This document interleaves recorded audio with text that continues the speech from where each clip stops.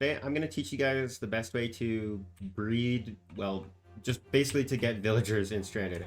As you can see, I have quite a bit right here, and it's a lot simpler than you might think. Although, this is more for later in the game when you have better items. The early game is literally just find zombie villager, hero it. But there's actually a little trick you can use to quote-unquote dupe villagers once you get the Reaper Scythe. So that's one of the good things that you can go for, and it's actually really good. So the things you'll need is weakness splash potion, preferably golden apples, a building material, assuming you don't already have a villager thing, and the most important part, a Reaper Scythe. So once you have all of those things, you're going to take your Reaper Scythe, basically just get a spawning platform for basically any mobs, make sure it's the right biome and whatever.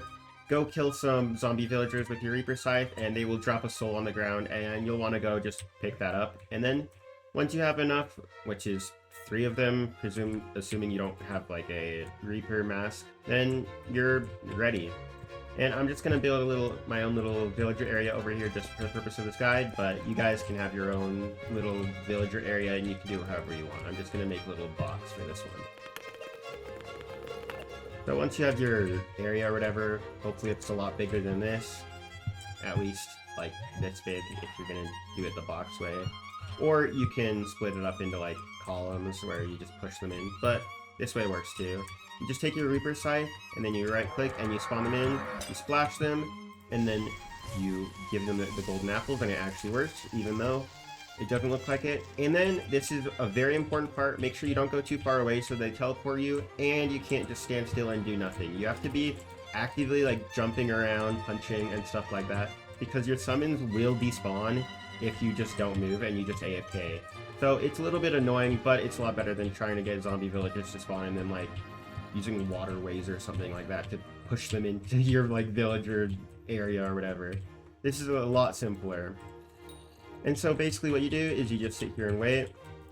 I'll speed up the video until they're all cured.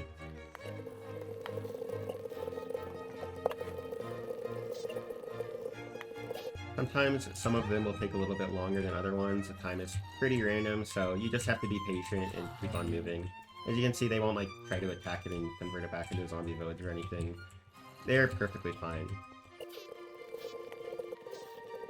And something I didn't say is you can push your summons into like boxes if you want to separate them out beforehand, and so that they have separate villagers or whatever. Or you can just like try to push the villagers. Anything works, either way. I always just did the zombies. Anyways, once you have these villagers, you can trade with them. As you can see, I got a nice sugarcane trade, oak wood, yeah, all the cool stuff, spruce wood. You can trade with them, blah blah blah, and level them up, and it works perfectly fine. And the nice thing is, it doesn't actually use up your souls. You can perfectly fine just summon more souls and just repeat the process until you don't need villagers anymore. Anyways, I actually don't need these villagers, so say goodbye.